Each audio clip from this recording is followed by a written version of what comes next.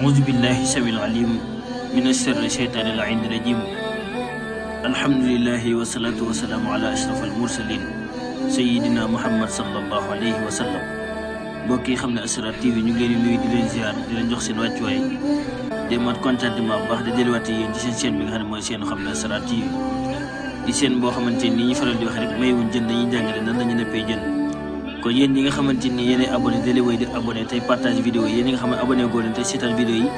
day leen abonné tey wéy di partage vidéo yi tey like vidéo yi ndax xam-xam yoo xamante ni da nga doon sol sa dàll weñ ndox ba fi mu mel ni Casamance wala Saloum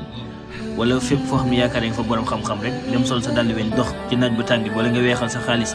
wala nga bayal nit noor ba nawet wala nga yëkkati sa kër joxe ko wala nga yëkkati sa alal joxe ñu di la jàngal xam-xam yow na nga abonné ci chaîne xam ne Asrar TV rek ñu di la jàngal xam-xam yoo xamante ni mënoon ngaa fay sa xaalis wala nga joxe sa alal te doo ko amee noonu. kon nag ñu ngi leen di ñaan ngeen di wéy di partage vidéo yi tey abonné tey like vidéo yi loolu mooy ci weexal bi incha allah daal. gannaaw la tey ñu ñëw ak yéen ci beneen xeetu xam-xam boo xamante ni muy dox ci wàllu mbirum nopp ak ci wàllu mbirum jumóole ndax sëriñ bi yow sëriñ bi nga xam ne yaay ñaanlu boo toogee sa néeg 99% yi wala 100 personnes yi bu ñëwee liñ lay njëkk a jàmbat 95% yëpp liñ lay jàmbat mooy ci wàllu mbirum jumóole ci wàllu mbirum sëy yi neex yi waaw. moo tax ñu ñëw ak yéen tey ci benn xam-xam boo xam ne xam-xam bu yéeme la ci gaaw ci boole muy fa jamaanaahum jamaan di xam-xam boo xamante ni xam-xam bu yéeme la te bëri ay njariñ waaw. tey nag dañuy ñëw ak yéen ci xam-xam boo xamante ni xam-xam boo xam day jubóole la moo xam yaay ak doom la moo xam jëkkër ak jabar la moo xam patron ak ka muy liggéeyee la incha allah képp koo xam ne bëgg nga jub ak moom rek ba mënoo leen tàqal yéen ñaar liggéeyal xam-xam bi ñu leen jàngal muy xam-xam fa jamaanaahum jamaan waaw. léeg-léeg nga gis ñaar ñoo xamante ni dañuy bëggante ba ci yàgg ñu dëddali leen wala ñaar ñoo xam ne dañuy bëggante ba ci yàgg ñu jékki-jékki ku ne war sa morom yow mi nga xam ne da nga am ki ngay bëggante te ngeen bëggantee ñaar waxuma nag ci wàllu mbirum caaxaan ngeen bëggantee ñaar bëgg seen diggante aaru bëgg seen diggante dëgër ba seytaane du ko mën a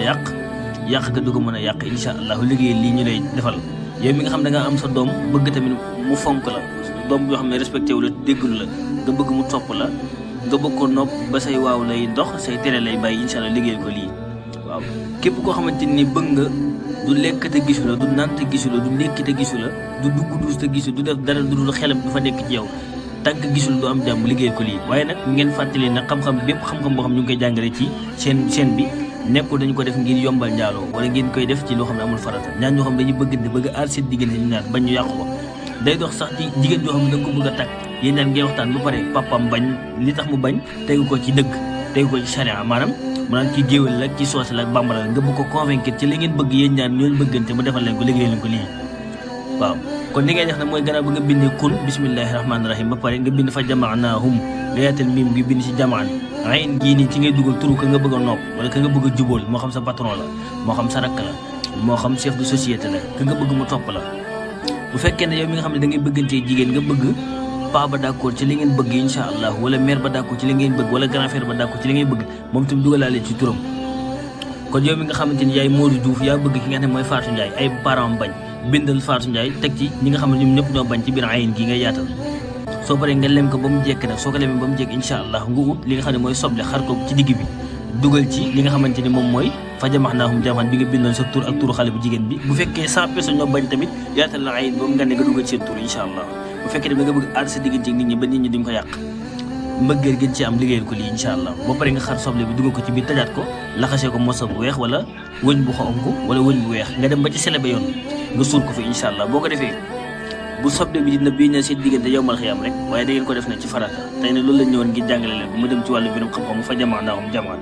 képp koo xam ne yaa ngi ko ci liggéey na nga ko def ci farata te xam-xam la bu danger la xam-xam bu danger la képp koo xam ne yaa ngi koy def na nga ko defal jigéen joo xam ne bëgg nga ko wala koo xam ne daf laa bañal dara sinon boo ko defee dana la topp ni xaj ji toppee borom.